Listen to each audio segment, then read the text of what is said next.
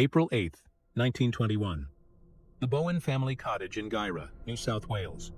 It starts with thumping. Then the stones begin to fall, rocks showering down from thin air, smashing every window in the house. And they're all aimed at one person, 12-year-old Minnie Bowen. The town goes into panic mode. Residents sleep with loaded guns. The local police sergeant has a complete nervous breakdown from sitting in that house night after night, listening to the endless thumping. The state government sends a team of detectives from Sydney. They organize 80 armed volunteers. But the ghost doesn't care. The thumping continues, so violent it shakes the cottage to its foundations, so loud you can hear it from 100 yards away. But here's what made investigators lose their minds. To people outside, the sound came from inside the house. To people inside, it came from outside. But then a local spiritualist named Ben Davey arrives. He asks one simple question that changes everything. Minnie, did anyone in your family die recently? Minnie's older sister May had died just 3 months earlier. What happens next is absolutely chilling.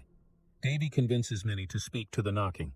If the knock comes again, ask if that's your sister May. I can't speak to my sister. She's dead, Minnie said. Speak, dear. Even if your sister can't speak, she might knock again. If that's you, May, speak to me. Minnie's silent, then begins to cry. Yes, May spoke. The message is for Mother, the message from beyond. Tell Mother I am perfectly happy where I am. Your prayers when I was sick brought me here. Tell Mother not to worry. I'll watch and guard over you all. And then silence. The haunting stops. Case closed, right? Just when everyone thinks it's over, the thumping returns. Worse than ever.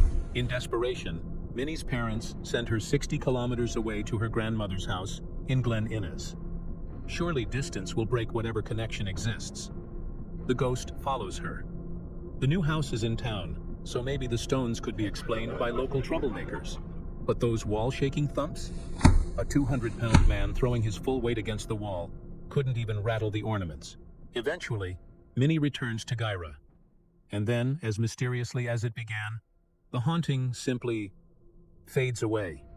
Minnie grows up, marries, becomes Mrs. Frank Ince, lives a normal life in Armadale. She never speaks about the ghost again. Ever.